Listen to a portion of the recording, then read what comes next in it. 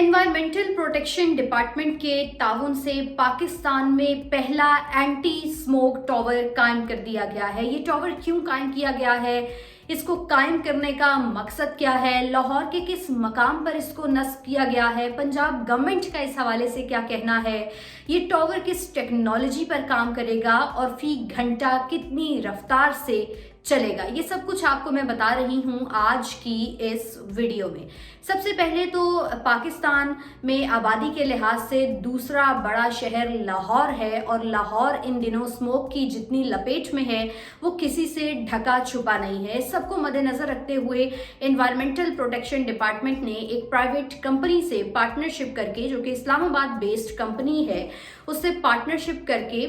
लाहौर में महमूद बूटी के मकाम पर ये पहला एंटी स्मोक टावर कायम कर दिया गया है। अच्छा, अब इस टावर का जो काम है वो ये है कि वो एटमॉस्फेयर में मौजूद हर किस्म के जो एयर पोल्यूटेंट्स हैं उनको बाकायदा तौर के ऊपर फिल्टर करेगा, प्योरीफाई करेगा और हर किस्म के पोल्यूटेंट्स का खात्मा करने के लिए इसको लगाया गया है ताकि लाहौर में एयर क्वालिटी इंडेक्स को मज़ीद इम्प्रूव किया जा सके इस टावर के नस्ब करने के बाद। और जिस तरह से इससे जो ज़िंदगी मुतासर हो रही है या जो लोग बीमार हो रहे हैं उनको भी तहफ़्फ़ुज़ फराहम किया जा सके। ये टावर इलेक्ट्रोस्टैटिक टेक्नोलॉजी पर काम करेगा और फी घंटा 50,000 क्यूबिक मीटर की रफ्तार से चलेगा और उतनी ही तेज़ी से जितने भी फिज़ा में या आबो हवा में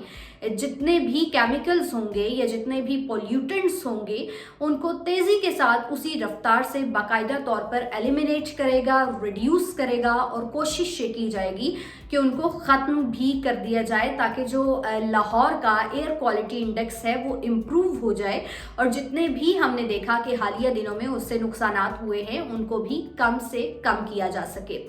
अब जो कंट्री डायरेक्टर हैं या जो डायरेक्टर जनरल हैं इस एनवायरमेंटल प्रोटेक्शन डिपार्टमेंट के, उन्होंने ये कहा है कि इस तरह के इनिशिएटिव्स लाहौर जैसे सिटी में बहुत ज़्यादा ज़रूरी है क्योंकि यहाँ पर इंडस्ट्रीज़ हैं और इंडस्ट्रीज़ जब काम करती हैं इंडस्ट्रियल एरियाज़ के अंदर